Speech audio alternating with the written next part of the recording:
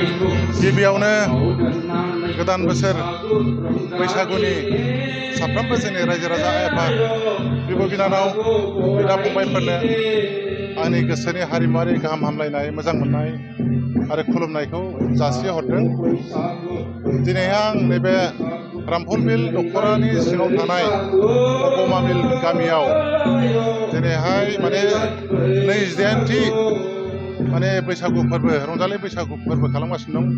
बेखौ आंखौ खौसेयै मोसानाय लोगोसे उन्दै गिदिर खुलुमलायनानै सनमान लानाय बे हाबाफारियाव बेखेवनाय लोगोसे खौसेथि आरो गोजोन थासारिनि थाखाय फारौ बिर होनाय बे हाबाफारिनि थाखाय आंखौ लेंहरनाय जादों।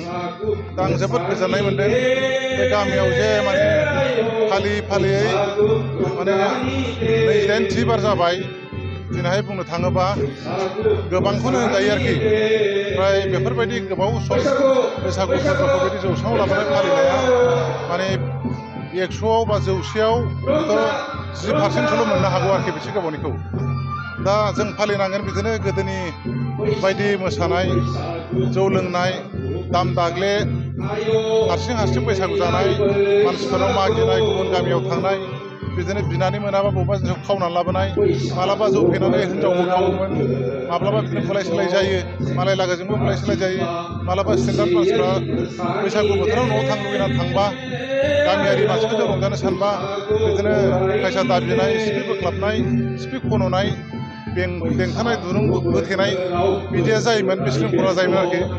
दिनैहाय खोब सेन्टाराव फैबाय आरो बेखौनो जों बुंनांगोन जोंनि बड'लेण्ड सोमावसारनायनि थाखाय एबसुनि सोमावसारनायाव बर'नि बिफा उपेन्द्रनाथ ब्रह्म बिनि मिसन बायदि बिनि सानस्रि बायदियै गुबुन बिथिंखौ जौगाहोनाय बायदि जोंनि हारिमुनि सायावबो जौगाहोनांगौ होननानै जोंनि रायजो राजाखौ मोनसे बोसोन होलांनाय बायदियै जोंनि गामिफ्रावबो बिनि मन्त्रखौ लानानैनो दिनै बैसागुखौ बे डिसिप्लिनै ज' फालिबाय।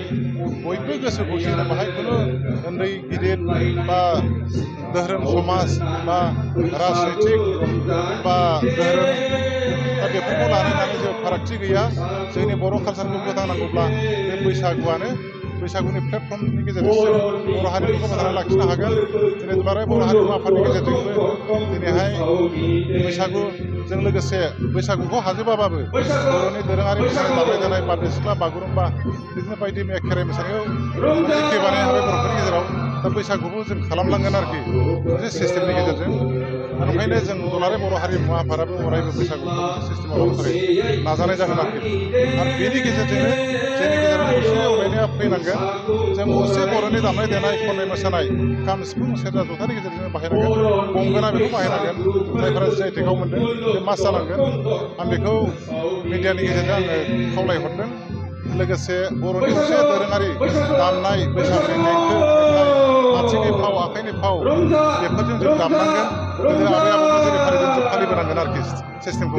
जाहाथे गोदान ट्रेन्डआव थांनांगौ होननानै मडार्नाइज जानांगौ होननानै बेफोरखौ गोदान जुगजों गोरोबहोनो थाखाय बाराद्राय ट्रेन्डजों थाङोबाबो जोंनि ट्रेडिसन बुस्थुआ दोरोङारि बुस्थुआ गोमालांगोन।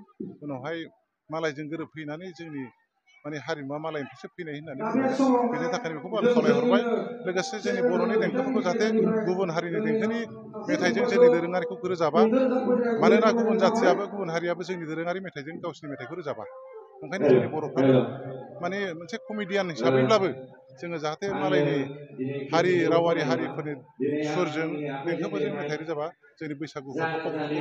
बेखौ खावलायनाय जाबाय आरोखि। जोबनायाव बयनिसिमबो आंनि मोजां मोननाय गाहाम हामलायनायखौ बैसागुनि बे गोथार बोथोरनि गेजेरजों बे बयबो रायजो राजाफोरनो आङो बिलाइ हरबावनानै जासिहरनानै आंनि बे दिनैहाय मिडियानि गेजेरजों नोंथांमोनखौ खावलायहरनायखौ आंनि गोसोनि साननायखौ बेखिनि मेसेज होनानै आं फोजोबनाय जाबाय।